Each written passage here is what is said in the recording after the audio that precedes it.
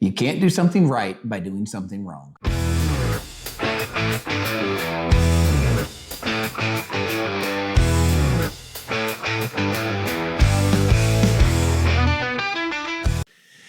Hey, and welcome to The Whole Truth, where I am taking you through the entire Bible from Genesis all the way to Revelation, and we are not skipping anything. So if that sounds good to you, reach down, hit the little subscribe button below. And then if you want to support the channel, you can do that over at Patreon. And also, if you want the study notes, they're over on Patreon. Cost nothing, no paywall to get them. Just go over to Patreon and look up patreon.com/thewholetruth.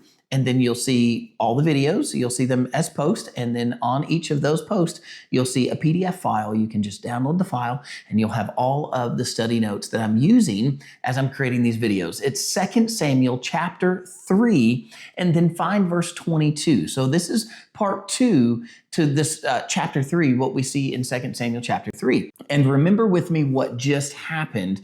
If you've been able to watch both videos today, then what just happened? Saul had died.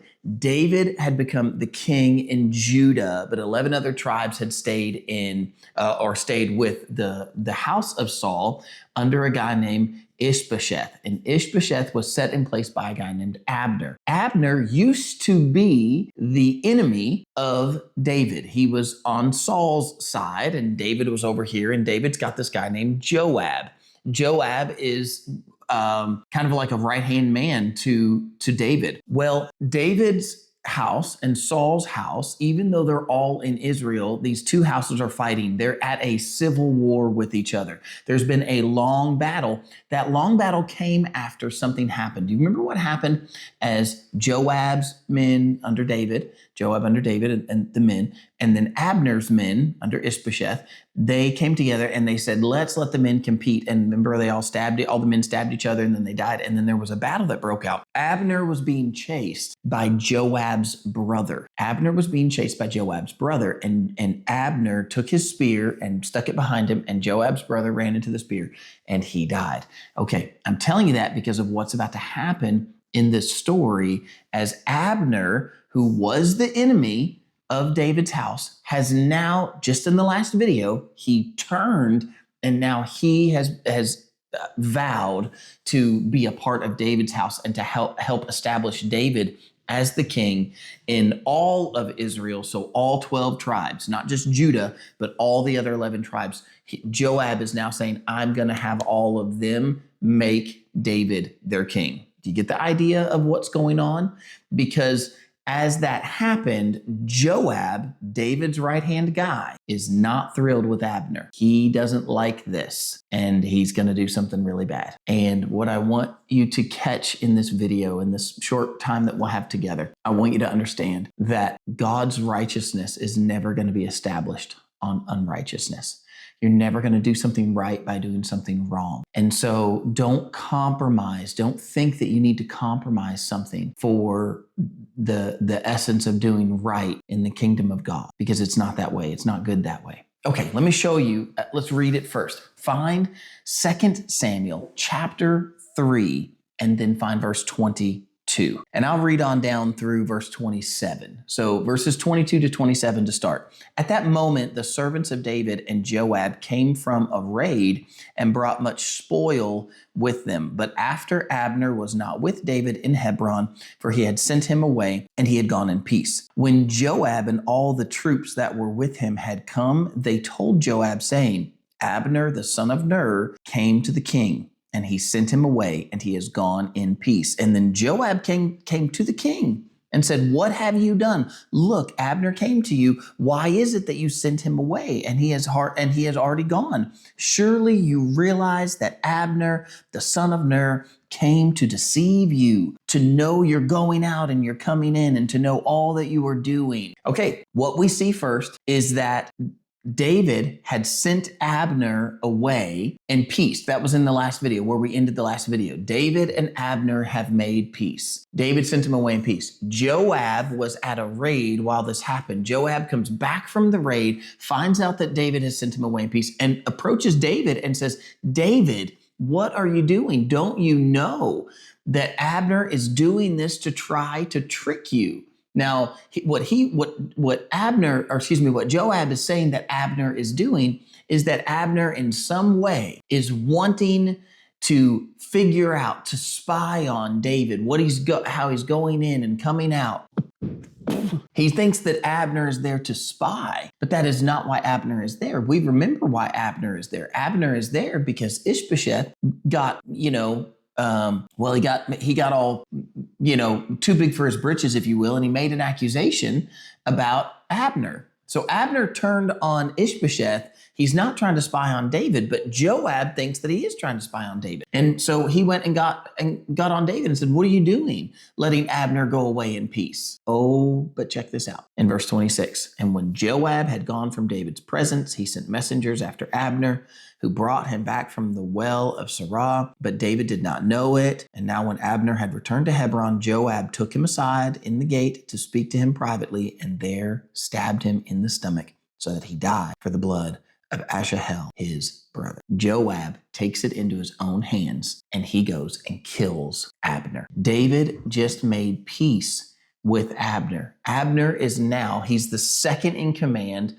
under Ishbosheth. Ishbosheth is kind of even maybe more like a puppet king, if you will, doing Abner's bidding. Well, Abner has now turned and come over to David's side. And remember, we kind of had that whole allegory going there where you had like the spirit versus the flesh. Remember, there was a long battle that was going on, but the house of David, the house of David was increasing and the house of Saul was decreasing, the spirit and the flesh. But look at what happened. Joab finds out about it, and Joab goes and pulls Abner to the side, and Joab kills Abner. Can I tell you this thing that I want you to know? I want you to get a grasp on this idea that when you're working for the Lord, when you're trying to live in the Spirit, when you're trying to live in His house, if you will, and you're making headway in that direction, sometimes attacks come from within. Sometimes the attacks that happen don't just happen from what you would think, in the sense of like, I think we all expect certain pushback when we're trying to do anything really, but when we're trying to do something right. But sometimes those attacks come from within. That's what we see in Joab. Joab is David's right-hand man. Joab is a commander in David's armies. Joab has been side by side with David. But look at what Joab does. Joab goes and stabs Abner and kills Abner, even though David had made peace with Abner. What we're seeing there out of Joab is pride. What we're seeing out of him is revenge. What we're seeing out of him is fear that he's going to lose his power, that he won't be the second in command under David, but David might put Abner as second command under him.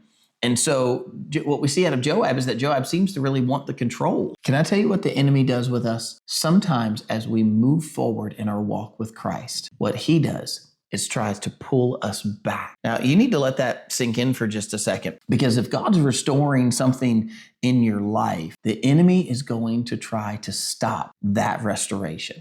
You're going to have to expect resistance in your growing. Opposition is not a sign that God has left you or left what He's called you to do. Sometimes it's a sign that God is building, that God is doing something in you. I like to say it this way sometimes. You know that you're over the target when the enemy's shooting at you. Usually if you're off up from the target, they don't want to give away their position. But when you're over the target, when you get too close to where you should be, that's when the enemy begins to start shooting. All right, well, now look at verses 28 through 30 with me. Afterward, when David heard it, he said, "My kingdom and I are guiltless before the Lord forever of the blood of Abner, the son of Ner. Let it rest on the head of Joab and all his father's house, and let there never fail to be in the house of Joab one who has a discharge or is a leper, who leans on a staff or falls by the sword, or who lacks bread." So Joab and Abishai, his brother, killed Abner because he had killed their brother Asahel at Gibeon in the battle. Now, I want you to see something. David separates himself from what Abner has done. The moment that David hears it, he says, "Let that be on Joab's head. That's not of me. I didn't do that." He renounces the act. He pronounces a curse against the violence and the unrepentance of Joab. And he asserts publicly that this murder was not God's will, and that's not the character of his kingdom. Listen, God's kingdom is not established by manipulation, revenge, force, or backdoor deals. None of those. God doesn't need any of that. David refuses to gain his position by the sword. Have you not seen this already out of David? What has David done as David is coming up in his kingdom? Have we ever seen yet? Has David ever established that by the sword? The answer is no. David has fought Philistines. David has raided other cities. David's done some things that are honestly pretty hard for us to understand sometimes. And yet, every time it comes to the establishment of the kingdom, his place as the king, never do you see him do that by wielding a sword. Do you see what I'm saying? He doesn't take his sword and go assert his position by killing Saul. He doesn't go and assert his position by getting rid of Abner. Abner wanted to make peace with David, and David wanted to make peace with Abner. Just like what you saw in the last video, or what we read in the first half of this chapter. What did David want when Abner said he wanted to come to him? What did David want? He wanted his wife, his wife Michal, who he had married in the first place. What's David doing when he reestablishes his marriage with his first wife? He's also reestablishing his link to the house of Saul. He is asserting to the world that he has a strong connection with the house of Saul, and he's not trying to break that. He's not trying to come in and say, wipe everybody out. What I'm saying there is, like, the practice of the day would have been for the king to come in and just slaughter everybody who was of the former kingdom. And we'll read that as we go further through the scriptures. You will see this happen in Israel as this king takes over, and so they got to kill everybody who's part of the old family because they don't want anybody to try to step up and take the throne.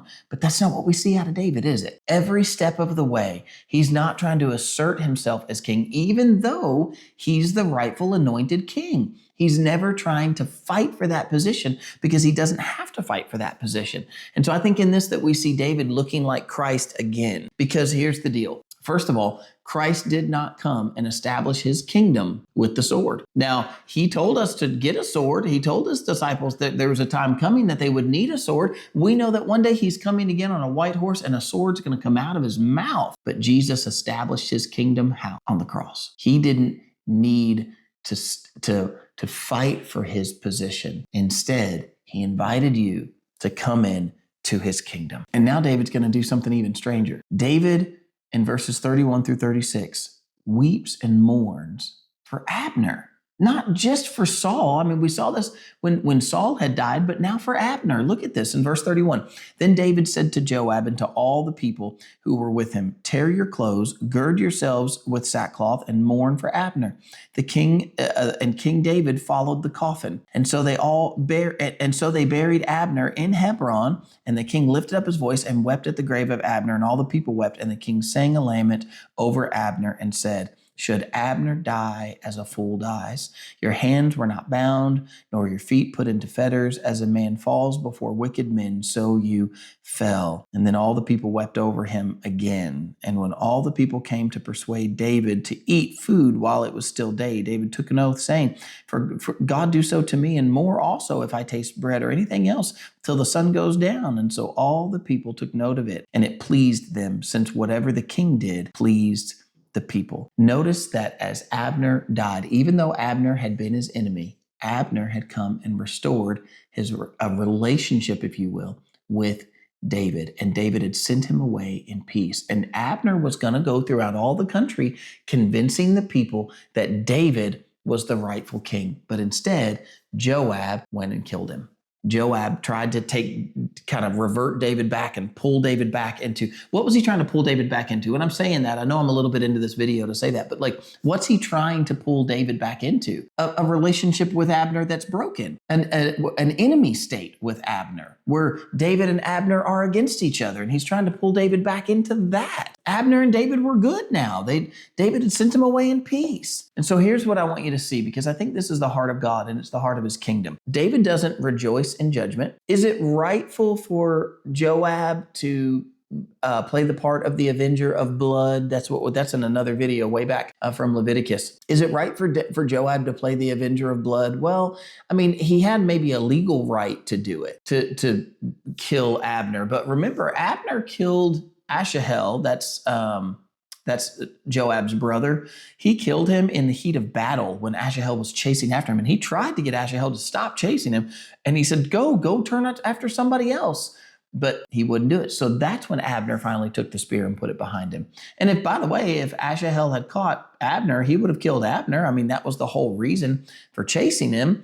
But here's the deal. David doesn't he doesn't rejoice in judgment. He mourns the loss. David values peace. And David even honors those who opposed him, but had turned to walk with him in his kingdom. I just can't help but think of Jesus, who wept over Jerusalem. Jesus, who wept over Lazarus, who had died. Jesus has come to restore, not to destroy. Let me try to say it like this. Here's something I've got down in these study notes that I'm encouraging you to go get. A hard heart is not necessarily a holy heart. I think sometimes we think that to be holy, it's like hard-hearted means, well, you're being extra holy. A hard heart does not necessarily mean a holy heart. Spiritual strength does not come from emotional coldness.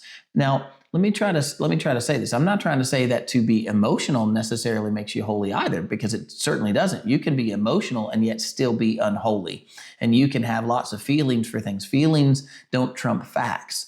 But the fact of the matter is that Joab had killed Abner in cold blood. Abner had killed his brother, yes, but it was in the heat of battle in the middle of a war. And what he could have seen, notice that all the people were pleased with what David did. Did you see that? Like everybody was pleased with, if David did something, they were all pleased with it. David was worthy to be followed. So when David called for everybody to mourn for the death of Abner, everybody followed because they all love David. You see, friends, our actions ought to be that we follow Christ because we love him. So we follow his actions because we love him. And when our actions don't match what he's taught, we want to submit our actions under what he has taught. Therefore, if Jesus says, if a man steals your jacket, give him your shirt. That doesn't translate well with me. My brain doesn't like that. I don't want to give my shirt to somebody that stole from me. But that's what Jesus said. Jesus said, if a man makes you go a mile with him, go two. Jesus said that if somebody slaps you in the cheek, you turn the other also. I want to follow what Christ said because I love him and I trust him, and what he does is pleasing. You know what's the most pleasing thing that I can think when I think of Christ and what he's done for us? Is that Christ Jesus, though I was his enemy, Christ died for me. And now that I've put my faith in him, I get to live with him for all of eternity. And that place that I live in with him is not a place of turmoil. It's not a place of regret. It's not a place of shame. It's a place of peace that he offers me. And so I also think about where the Bible says that the Lord takes no pleasure in the death of the wicked, but that the wicked would turn from their ways. Okay, verses 37 to 39, there's one more thing that I want to show you. And so look at this. For all the people and all Israel understood that day that it had not been the king's intent to kill Abner, the son of Ner. Then the king said to his servants, do you not know that the prince and that a prince and a great man has fallen this day in Israel? And I am weak today, though anointed king. And these men, the sons of Zeruiah, are too harsh for me. The Lord shall repay evildoers according to the evildoer according to his wickedness. I love that David says, he's like, I'm the anointed king. And listen, these men, what they're doing, this is too hard for me. Like, this isn't what I want. We even start this by hearing all the people recognized that David did not want the death of Abner. All of us would have thought he wants the death of Abner, but he didn't want the death of Abner, did he? No, he wanted Abner to be at a place of peace with him. He was thrilled at the fact that Abner was going to be part of the kingdom, that Abner was going to triumph to the rest of the nation, that David was the rightful king. David was pleased by that. He wasn't pleased by his death. He didn't want him to die. Now, I think on a natural level, there's some things that we see that David has done. I don't want to put a few of these out there because here's what he's really saying. He's saying that He can't fix everything. He can't control every heart, and he cannot force holiness on other people. So what's he doing? At the very end, he says, the Lord will repay the evildoer. Therefore, that's faith, that's leadership under God, and that's Christ-like kingship. That's what, even though David still didn't quite know yet who Christ was, he knows now. I don't mean that he ever knew in his life, but he knows now. Here's the deal. Let me try to say this in an applicable way for you and I. You cannot control the outcome, but you can control your response. You cannot control, all you can do is remain faithful. You shouldn't be trying to control the vengeance. Let vengeance be the Lord's. Let him repay the evildoer. Listen, God's purposes can't be stopped. If God's truly doing something, then it can't be stopped by the doings of somebody else. And so we don't have to worry ourselves with the things that we can't control anyways. And you certainly will not do something right by doing something wrong. What Joab had done was wrong, and what David is establishing is that his kingdom is going to be different than that. His kingdom is going to be something separate from that. And isn't it interesting that that's the foundation that we see? And then look at where that culminates in the person of Christ, who does bring that everlasting kingdom to the line of David, that everlasting kingdom that's going to get promised to David. We haven't seen it yet, but it's going to get promised to David. And when David has that promise of an everlasting kingdom, it is fulfilled in the person of Christ, who takes all of these things that David foreshadowed, and he does more than foreshadow. Jesus fulfills them. He's the fulfillment of the law and the prophecies and of every type. Well, I hope that you all have enjoyed today's video, and I hope you'll come back tomorrow as we get into 2 Samuel chapter 4. I'll see you then.